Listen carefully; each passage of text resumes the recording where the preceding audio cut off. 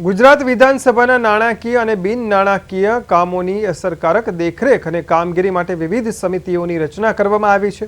વિધાનસભાના ચૂંટાયેલા સભ્યોને અલગ અલગ સમિતિઓમાં સ્થાન આપવામાં આવ્યું છે અને અનેક સમિતિઓની રચના બિનહરીફ રીતે પૂર્ણ થઈ છે। અંદાજ સમિતિના ચેરમેન તરીકે સીજે ચાવડા, હિસાબ સમિતિના ચેરમેન તરીકે પંકજ દેસાઈ, જાહેર સાહસો સમિતિના ચેરમેન તરીકે રમણલાલ વોરા અને પંચાયત રાજ સમિતિના ચેરમેન તરીકે ઉદય કાનગડની નિમણૂક કરવામાં આવી છે।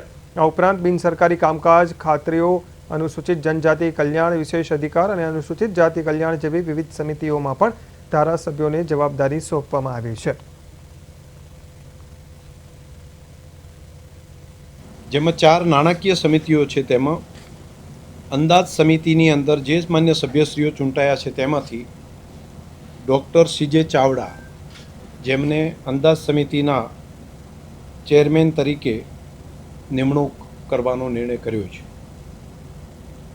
તે જ રીતે જાહેર હિસાબ સમિતિ, જેની અંદર માન્ય શ્રી પંકજભાઈ દેસાઈ, તેમને સમિતિના પ્રમુખ તરીકેની નિમણૂક કરવામાં આવે છે।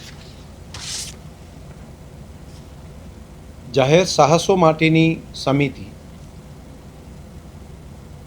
તેની અંદર માન્ય શ્રી રમણલાલ વોરા, તેમને સમિતિના પ્રમુખ તરીકે તેમની નિમણૂક કરવામાં આવે છે।